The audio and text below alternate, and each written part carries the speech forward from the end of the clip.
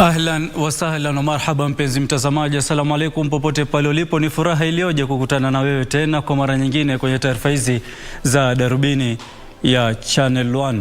Nimekuandalia mengi, lakini kwanza tuanze kwa vidokezo.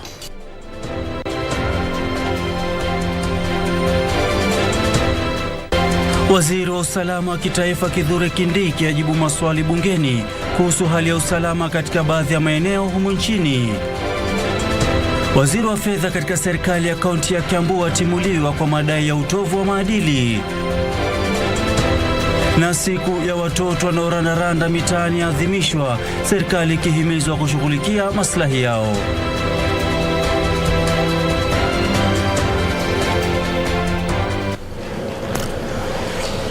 Naam, karibu mtazamaji na kuomba tuandamane hadi tamati. Naitwa Ahmed Juma Bhalo, kipenda niite AJB, na mwenzangu wa lugha ishara ni Brian Muraru.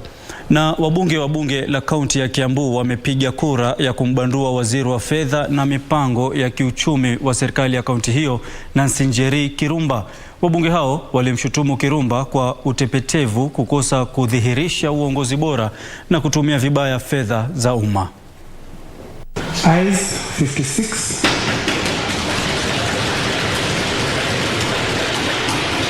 Nays 2.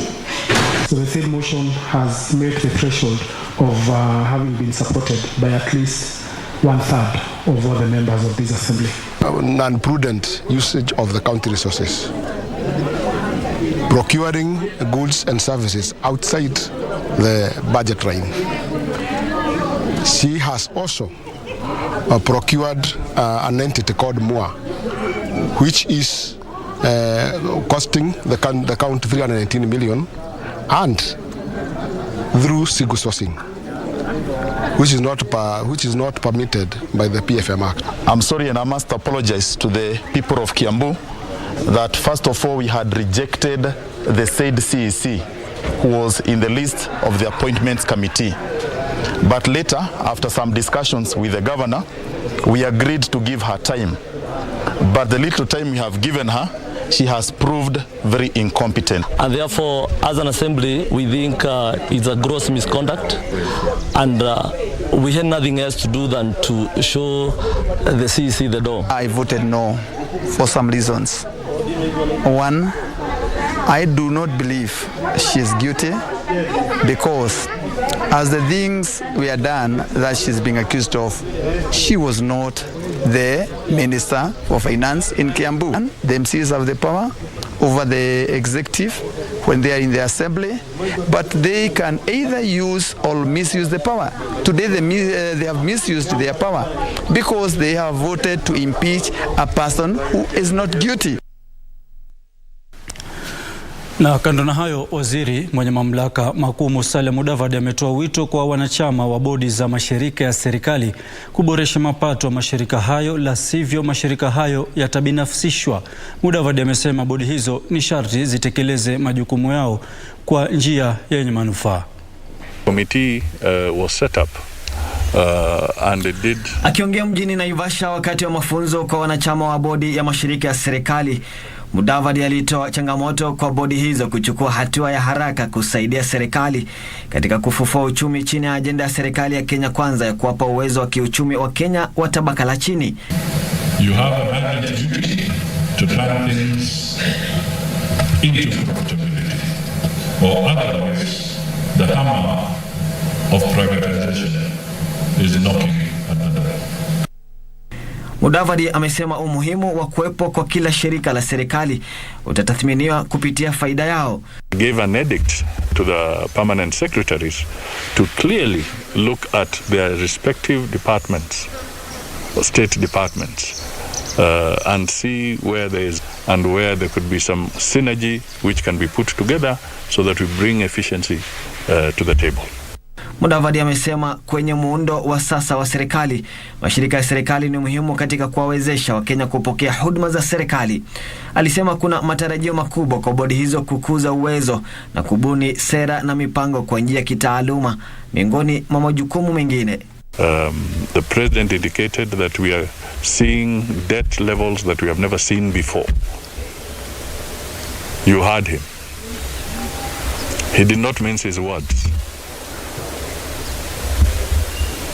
So he brought it out that we all have to pull up our socks so that we can get out of that dangerous situation that we are in. It's not that we cannot get out of it. We can get out of it. But we must now stop digging. Khalid Abdullahi, Darubini. Na kifungu cha 4 cha katiba kinazungumzia haki za kiraia kwa wananchi wote. Ni haki ambazo pia zinalinda familia za kurandaranda mitaani pamoja na kuhakikishia usalama. Wakati ulimwengu unapoadhimisha siku ya watoto wanaorandaranda mitaani, mwanahabari wetu Kamchemenza alikutana na baadhi ya familia hizo ambazo hupitia changamoto si haba jijini Nairobi, huku mashirika ya kutetea haki za binadamu yakisema kuna haja ya kuchunguza chanzo cha ukosefu wa makazi. Katika mojawapo ya vichochoro jiji la Nairobi, familia kadhaa za kurandaranda zimepata makao. Baadhi yao hulala hapa na wakati wa mchana hujishughulisha na kukusanya katoni na kuziuza kwa wenye maduka. Kusukumia mtu mkoko, tunaenda msukumia, yani tukurogota hivyo. Hivi tu kwa solaso tu. Kuna wenye wanaenda tu kufungulia tu makazi hivyo. Na kuna wenye wa kuomba bado. Napata unanunua food ya 100, ukikula wawili hivyo 100 imeisha. So napata umebaki na 100. Hiyo 100 unapata unamtoi bana na dai nini, kuvaa nini, vitu mnilieka chako. Kama mimi nilijua hapa nikiwa na miaka 7. Sasa ina 32. Mimi ni mzaliwa hapa kwangu sina. Nimekaa muda mrefu. I'm 45 as per talking. Mimi najua madango alinizanga lakini so hawayuko. Hakuna mtu akunishika mkono. Familia hizo hupitia changamoto chungu nzima, hasa kutokana na dhana kwamba wao ni wahalifu. Si tukilararara tuamke inabidi tutei. Juu kichwa inatukura, juu tumefukuzwa, hatujui tuende wapi. Geamba kata kama ni kazi tuwekee, hata kama ni kazi ya troli, kanisha hata kama ni watu wawili hapo itakuwa fiti. Ndio sasa ndio tuweze kuchange life. Sasa ndio ujenge kwa biashara kako, hata hiyo troli bado iko fiti, ukipata kama 500. Si chakula wote wanaiba. Na wale wabaya na wale wazuri. Mary Mwende ambaye awali alikuwa mmoja wa watoto wa kurandaranda na ambaye sasa ameweza kuungana familia yake, anasema amejitolea kutetea haki za familia hizo. The most important thing for these people right now ni wapate shelter. Hata kama ni just a rescue center, mali wanaweza ikifika masaa fulani wanaenda wanalala, wanaoga, mchana wanaendelea na mabiashara zao. Mungu atawabariki. Katiba ya Kenya inalinda haki za familia hizi pamoja na kuhakikishia usalama wao vichochoroni. You might look at them and because they are dirty, they are not well kept, there is a tendency to misinterpret their situation to mean they are there to cause harm, they are there to cause the criminal activities that is ongoing and so on. However, I think there are different studies that have shown the reality on the ground. Sometimes crime activities does not necessarily mean the persons behind those crimes are street families or people who are homeless. Sera mbalimbali zimekuwa zikitekelezwa humu nchini kwa lengo la kuunganisha familia hizi na familia zao. Mojawapo ya sera hizo ni kubuniwa kwa hazina ya kurejesha watu hao kwao nyumbani. Census will basically give an overview of the characteristics and the numbers, the figures of the street families in the country for purposes of planning and budgeting for them. Sheria ya watoto ya mwaka 2022 pia inasisitiza umuhimu wa ulinzi wa watoto wa kurandaranda. The law has identified such children as children in need of care and protection. Huku tume ya haki za binadamu ikisema iko tayari kupokea malalamishi kuhusu dhulma kutoka kwa familia za kurandaranda. They can also reach out to us by SMS, by sending their SMS complaint to SMS number 22359, and in doing so then we shall follow through and establish what is going on. Kamchemenza, Darubini. Na idara ya huduma za urekebishaji tabia kwa ushirikiano na serikali ya kaunti ya Homa Bay zimeanzisha rasmi shughuli ya kutekeleza agizo la rais la kuhamisha gereza kuu la Homa Bay. Agizo hilo lilitolewa na Rais William Ruto alipozuru Homa Bay mapema mwaka huu. Litawezesha idara ya magereza kusalimisha ardhi ekari 26 kwa upanuzi wa chuo kikuu cha Tom Mboya. Chuo kikuu cha Tom Mboya ambacho kinachukuliwa kuwa muhimu na wakazi wa kaunti ya Homa Bay kinakumbwa na tatizo la ukosefu wa ardhi, hali ambayo imeilazimu kukodesha nafasi mjini Homa Bay kwa matumizi ya wanafunzi wake. Ili kukiokoa chuo hicho kikuu, Rais William Ruto mapema mwaka huu aliagiza idara ya magereza kukipa chuo hicho kikuu ardhi yake na kuhamia kwingineko ili kutoa nafasi kwa upanuzi wa chuo hicho kikuu na mji wa Homa Bay. Idara hiyo ikishirikiana na serikali ya kaunti ya Homa Bay zimeanzisha shughuli ya kuhamisha gereza hilo. Shughuli hiyo imeanzishwa leo na katibu wa huduma za urekebishaji tabia Mary Muthoni na kamishna jenerali wa magereza brigadia mstaafu John Warioba. Our being here is a follow-up to start the implementation of the presidential directive. We have talked inside here and agreed on other measures that we will take up to legalize possible transfer of the land and possible relocation of their facility. Serikali ya kaunti hiyo imesema kuhamishwa kwa gereza hilo kutawezesha utekelezaji wa mpango huu wa upanuzi na vilevile kuokoa pesa nyingi ambazo serikali inatumia kukodesha nafasi za masomo kwa wanafunzi. This university is a very, very important institution for this country. We are focused on implementing the presidential directive, and with the time I want to believe all will be well. Tom Mboya University has grown in leaps and bounds. We came into an institution which had nothing. In fact, even the classes where the government started the university were rented facilities in town. Gereza hilo litahamishiwa sehemu ya Lambwe huko Rachuonyo. John Jacob Kuria, Darubini. Naam, mtazamaji, taarifa yake hiyo John Jacob Kuria inatukamilishia awamu ya kwanza taarifa hizi za Darubini ya Channel 1. Na kuomba usende mbali, nitarejea na taarifa zaidi.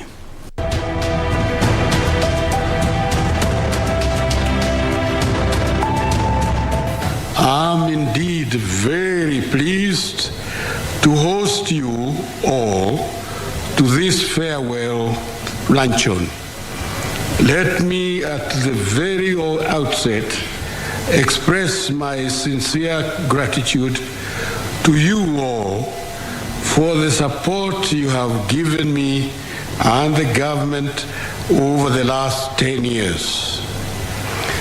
Through the effective discharge of your various responsibilities, you have greatly contributed to the delivery of the presidential mandate to the Kenyan people.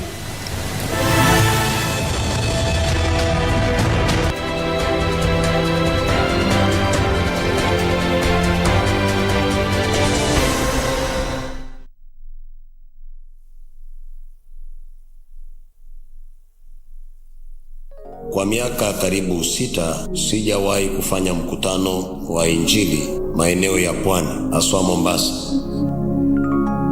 Mkutano huu utakuwa mkutano mkubwa zaidi mahali panaitwa VOK karibu na Bombolulu. Friday, Saturday and Sunday. Mwingine ndio yule ameponea kule wako wengi. Umetoka wapi? Umetoka Shega. Shida ilikuwa ni mfupa. Arthritis. Pressure. Ulcers. Wakatano. Nimemeza dawa aina yoyote. Leo unatembea. Umepona. Mtampe Yesu makofi mazuri. Mungu akuponye jinsi ambavyo amewaponya hao. The number is growing without preaching. Whenever Jesus is, miracles and wonders will never cease.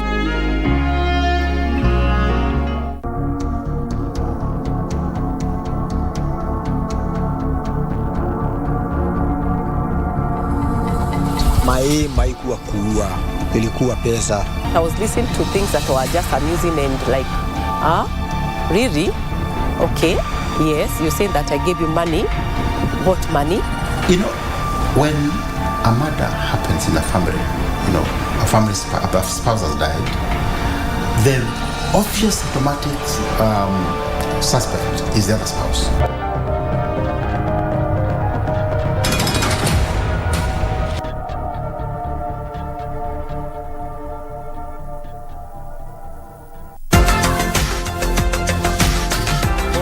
To you from the Kinango Sub-County Hospital in Kwale County, where the Kenya Medical Research Institute, that is KEMRI, has introduced the biometric vaccination registration for babies at birth. We are trying to come up with a system that we can actually capture the fingerprints of children 2 hours after birth. Tuna collect information ya mtoto ambao ndio vaccines, ndio maana pia kapatiwa jina vaccination management system. Tuna collect information yake, tukifanya nini? Maana yake mtoto yote ukimrekodi ama unamcapture, una create profile yake, kuna njia zenye zinakupelekea uende ufungue tusemeo profile ya mtoto.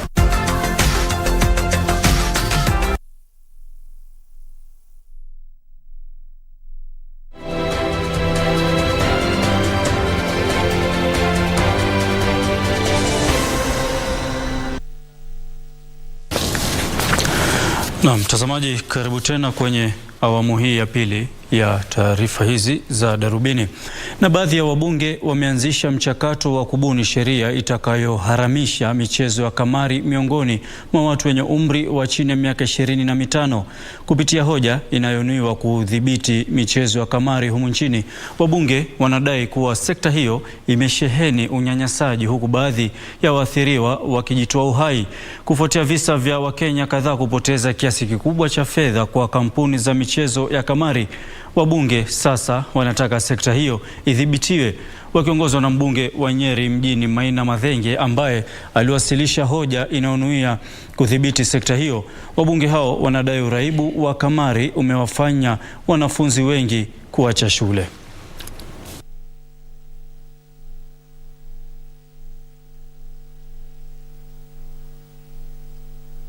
Mr. Speaker, the fact that there is no control in this game has left our secondary school children and our young people in tertiary institutions addicted to betting under the guise of quick cash. Some of them even use money meant for school fees in these activities. No wonder we have very high truancy rates in schools, absenteeism from schools, very high dropout rates, and even very high failure to complete education rates.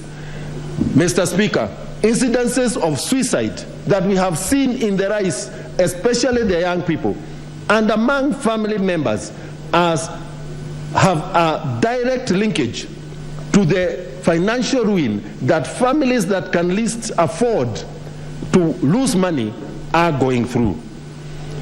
It is important, Mr. Speaker, to note that this House, as a representative of the people, has a responsibility to safeguard the rights of Kenyans. They induct millions of Kenyans and young people to betting.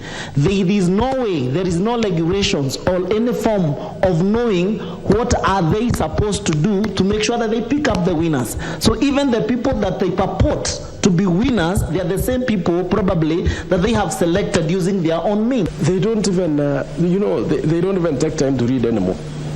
Because their minds, they are waiting for the results, either in the radio, either in TV, either in their phones, whether they have won or not. There is increasing conmanship associated with gambling. And I'm sure many members of Parliament have fallen victim of this petty conmanship, because now people are borrowing 500 shillings so that they can go and do gambling. And this money is borrowed at night, meaning our children leave home and go at night into the gambling opportunity areas.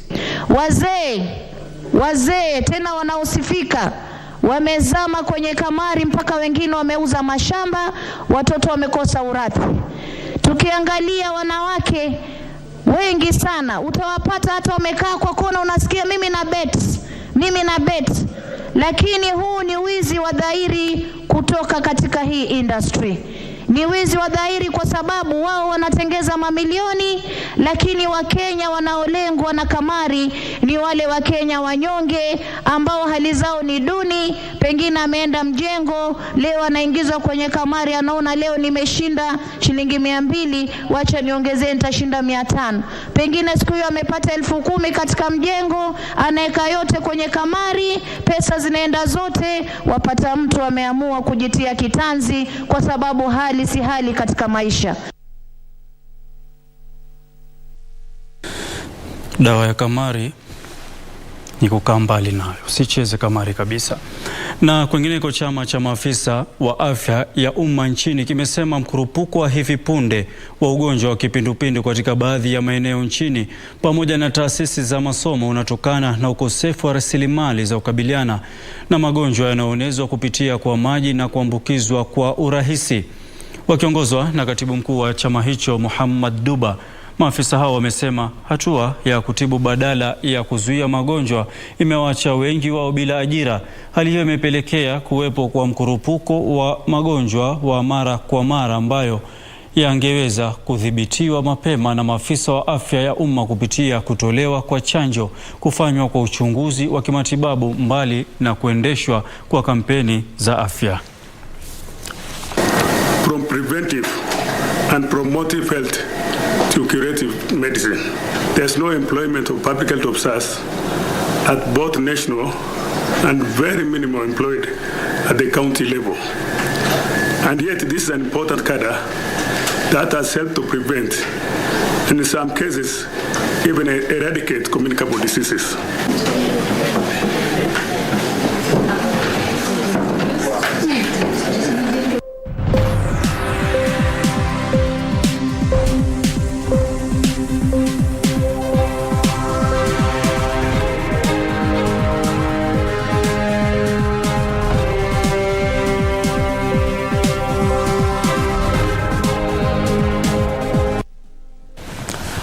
Na mtazamaji, karibu kwenye taarifa za biashara. Na shirika la kufadhili kilimo humu nchini AFC linahitaji shilingi bilioni 11 kufanikisha mpango wa utoaji mikopo kwa wakulima.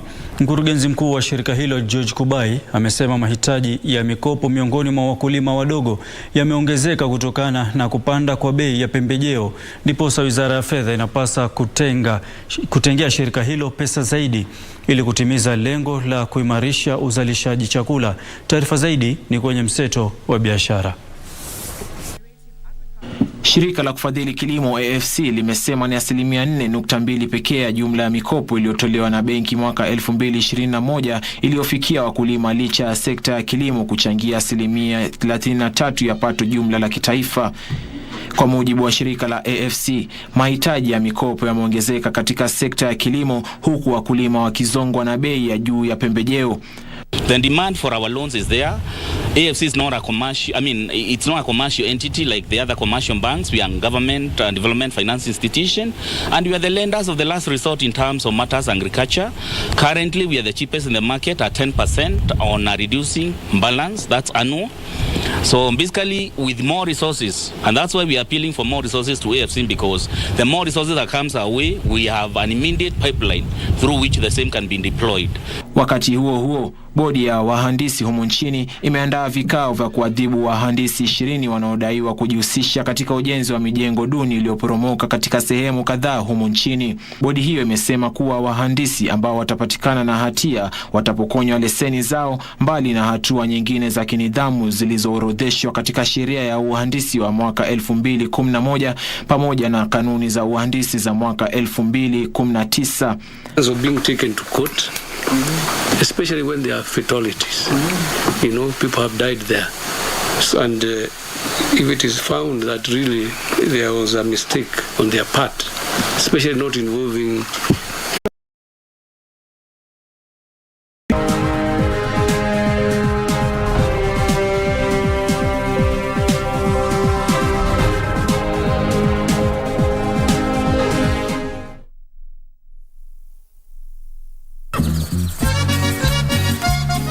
Ben is the only man in the whole world who you can be with. Why, Daddy? Why not?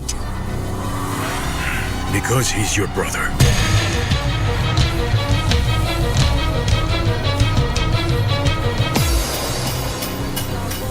Okay. I'll leave you so you can enjoy your love, since you're made for each other. And you, Fabiola? Thank you. Thank you for finally showing me who you really are. You don't want to marry him? Is that it? I don't want to get married to him. I don't love him. I'm not in love with him, Nanny. I don't want to. Well, I think it's really weird that Karina hasn't started anything. Maybe she doesn't want to get married. Kwa miaka karibu 6 sijawahi kufanya mkutano wa Injili maeneo ya Pwani, haswa Mombasa. Mkutano huu utakuwa mkutano mkubwa zaidi mahali panaitwa VOK karibu na Bombolulu. Friday, Saturday and Sunday. Mwingine ndio yule ameponea kule. Wako wengi. Umetoka wapi? Umetoka Sega. Shida ilikuwa ni mfupa. Arthritis. Pressure. Wakatano. Nimemeza dawa aina yoyote. Leo unatembea. Umepona. Mtampe Yesu makofi mazuri. Mungu akuponye jinsi ambavyo amewaponya hao. The number is growing without preaching. Wherever Jesus is, miracles and wonders will never cease.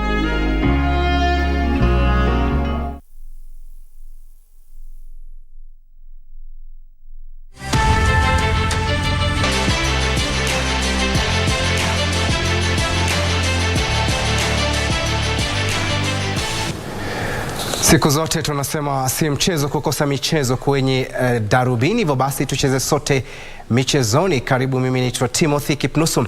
Nangwananga na taarifa kwamba timu ya Gor Mahia imeendeleza uongozi wao katika ligi kuu ya soka humu nchini baada ya kushinda Bandari FC mabao 2-1 katika uwanja wa Mbarak jijini Mombasa. Kwenye mechi nyingine, Tusker ambayo inashikilia nafasi ya pili ilishinda Mathare mabao 2-0 uwanjani Ruaraka. Mchezaji anayeongoza kwa ufungaji mabao katika ligi kuu ya soka humu nchini Benson Omala alifunga mabao 2 aliyoipa Gor Mahia ushindi wa mabao 2-1 dhidi ya Bandari uwanjani Mbaraki. Omala aliipa Kogalo uongozi katika dakika ya 46 kabla ya kuongeza bao la pili katika dakika ya 62.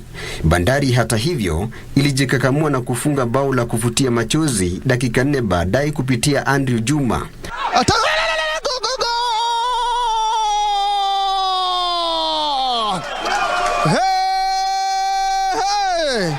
Benson Omala asipochunga itakuwa ni bao la pili hili, maana Gor Mahia ni nzuri sana. Nganga kule.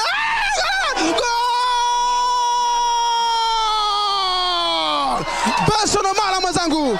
Benson Omala. Uwanjani Ruaraka, Uma Rogers alifunga mabao 2 aliyowapa mabingwa watetezi Tusker ushindi wa mabao 2-0 dhidi ya Mathare United. Timu hiyo bado inashikilia nafasi ya pili jedwalini kwa alama 48, alama 4 nyuma ya Gor Mahia ambao wamecheza mechi moja zaidi. Katika uwanja wa Police Sacco, Kakamega Homeboys ilishinda Kariobangi Sharks mabao 3-1. Katika matokeo mengine, Posta Rangers ililaza Bidco United bao 1-0, Nzoia Sugar ikashinda Wazito mabao 3-0, nayo Police ikaishinda City Stars mabao 4-2. Moses Mudavade wanakwenda Naarifiwa na mwanahabari mwenza hapa AJB kwamba jina hilo la Mbaraki sijalisema vema na ni jina la kwao, kwa hivyo nitakuwa nimekosa iwapo sitarekebisha. Kwingineko ni kwamba makala 4 ya mashindano ya mpira wa kikapu ya wanaume ya kuwania kombe la Summit yataandaliwa mwishoni mwa juma hili uwanjani Nyayo jijini Nairobi. Mashindano ya mwaka huu yatashirikisha timu za wachezaji usiozidi umri wa miaka 23 za vyuo vikuu pekee.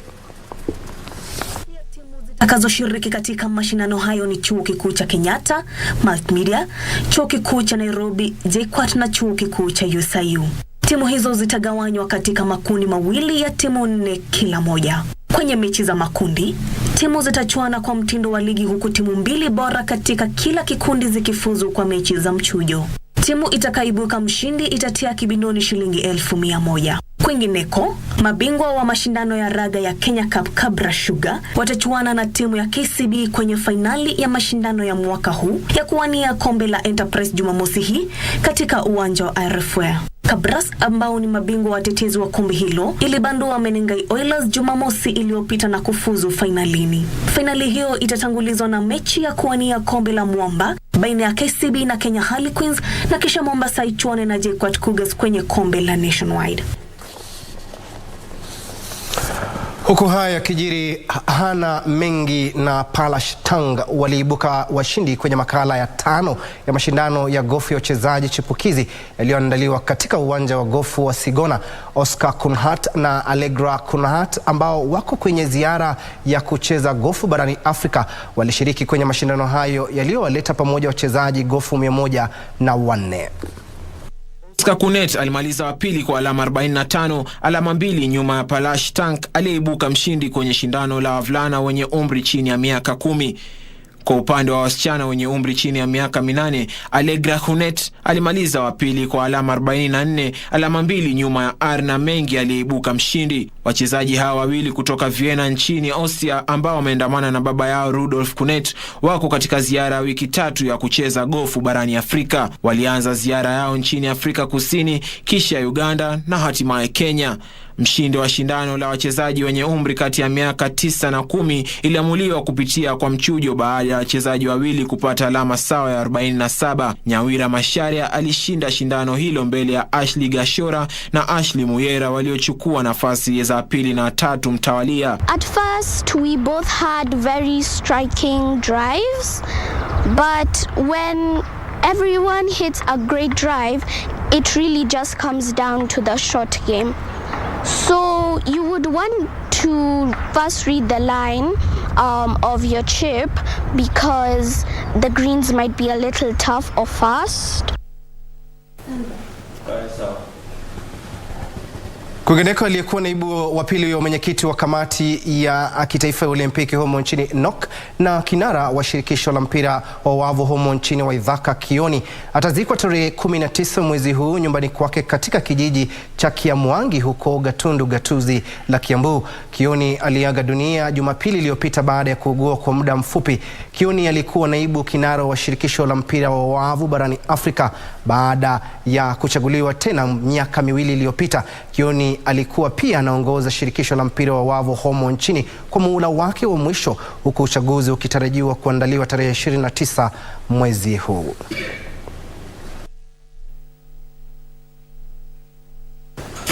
Hapa kwenye shirika la utangazaji tunasema pole kwa familia, jamaa, ndugu na marafiki wa mwenda zake Waithaka Kioni. Nimefika tamati habari za spoti. Naitwa Timothy Kipnusu, lakini kabla ya kutamatisha naona kuna taarifa kuhusiana na mchezo wa kamari ambao umeweza kuibua miemuko za hisia na hata mwanahabari mwenza ameweza kuzungumzia na kuacha kibwagizo. Mchezo wa kamari mwenzangu AJB unampa mtu mmoja ule wa kamari takriban shilingi milioni 1 na umpatie mjasiriamali milioni 1. Huyo wa kamari ataenda kucheza kamari na pesa hizo na ule mjasiriamali aweze kuwekeza. Swala nyeti sana. Sema wabunge wale, kamari ina maafa makubwa katika jamii. Kuna mheshimiwa mmoja pale jina lake sikulishika, lakini alisema kwamba wakati mwingine utapata mtu anakutumia message saa 8, saa 9, saa 10 za usiku anakuambia nikopeshe shilingi 500 ama shilingi 1000. Ashanipata mimi hayo, kuja kuchunguza kajua kumbe jamaa ni mraibu wa kamari, na kila ukiwaona huwa wamesononeka. Watashinda siku moja apate shilingi 1000, apate shilingi 10,000, lakini baada ya hapo huwa zote zinaingia motoni. Dawa yake mimi, maoni yangu, ni kukaa mbali na kamari. Na mtazamaji, kufikia hapo sina la ziada na ndio natamatisha taarifa hizi za Darubini ya Channel 1. Basi inshallah, Mungu akipenda, tukutane hapo kesho. Mimi naitwa Ahmed Juma Bhalo, ukipenda niite AJB, mwenzangu wa lugha ishara ni Brian Moraro. Assalamu alaikum.